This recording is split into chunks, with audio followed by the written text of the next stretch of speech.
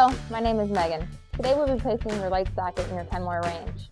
You may need to replace your light socket if after replacing the light bulb you notice the light bulb is still not working in the light socket. You can purchase an OEM replacement part on our website. Today you'll need a 1/4 inch nut driver and a flathead screwdriver to do the repair.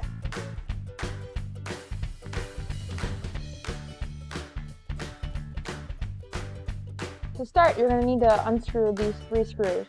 One here, one on the power cord, and one over here. First, I'm going to start with the power cord. I'm just going to slide the power cord out and unhook it. And unscrew the last screw.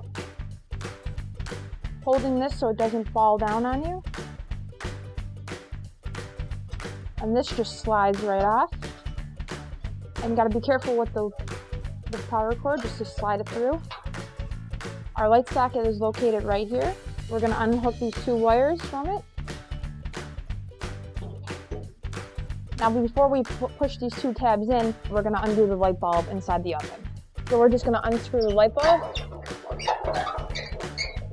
For the light socket, you're going to need a flathead screwdriver and push these tabs in so we can push the light socket through the oven.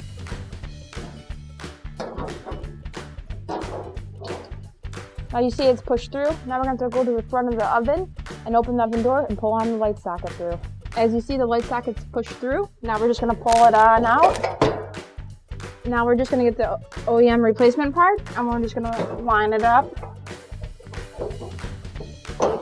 and push it on through.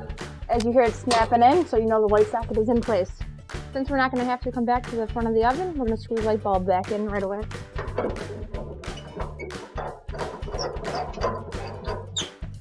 Now we're going to replace the black and the orange wire onto the 2 prongs.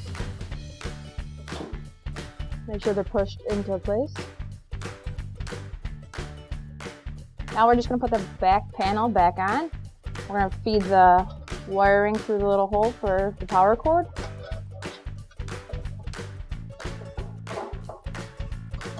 And slide it on in. Make sure the holes are lined up. We're going to start our screw. Now we're going to get our other screw. Now we're going to get our power cord and just hook it back in. Snap it back in. Feed it on through.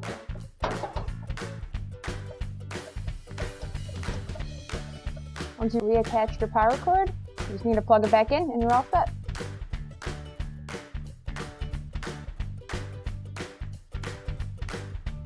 Thank you for watching our video. Please like, comment, and share, and don't forget to subscribe to our channel.